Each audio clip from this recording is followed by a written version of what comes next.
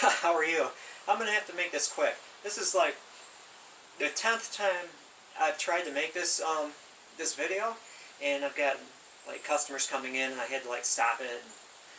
So I just want to impress upon everyone to go through the individual videos in the series, the Softwood Bow Challenge of the Century. Read the comments, because there's a great amount of information that's being shared, very valid information, and also links to further your knowledge in the subject. I, for one, have to say that I was blown away when I followed that link to the Sammy bows that referred to these laminated bows, compression wood, backed with a strip of birch, that date back to the 1100s, the age of the Vikings, the Middle Ages. That was amazing. Forget this notion that all long bows in Europe were made out of yew and looked a certain way. There's a great variety of bow styles being made. I would also like to throw out there the possibility of making the compression pine bows back in the day and not using a strip of birch wood, but strips of birch bark.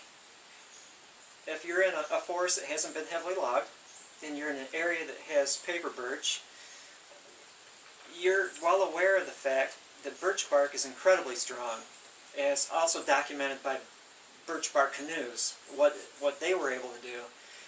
The smallest ones, 14-footers, to the big 36, 40-footers that were used during the fur trade period. Now, I became kind of sidetracked. I had a bow that I started last fall that was made from a white cedar board, not juniper, but white cedar, which is not regarded as bowwood, that a friend gave me. I worked for his tree service as a climber, so I was squirrel monkey man on the ropes.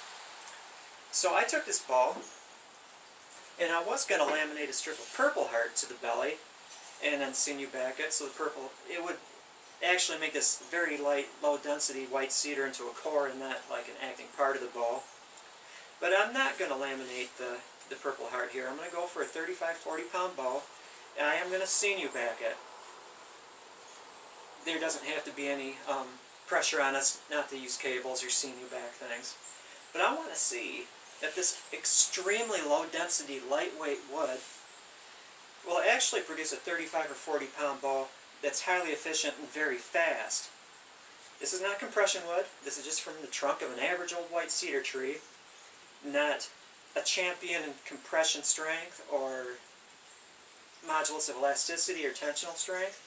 Just plain old low-density, lightweight white cedar. So I'm going to do that.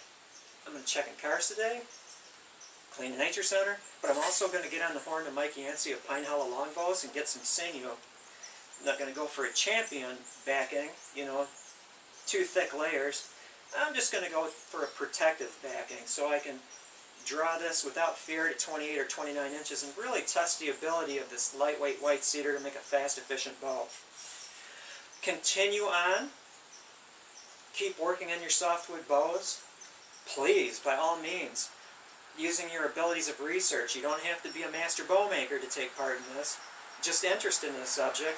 Keep feeding us valuable information and links to valuable information. It's greatly appreciated. Sincerely, John of the Rabbit Hole Gang. Thank you. I think I got it that time. I had a break in action.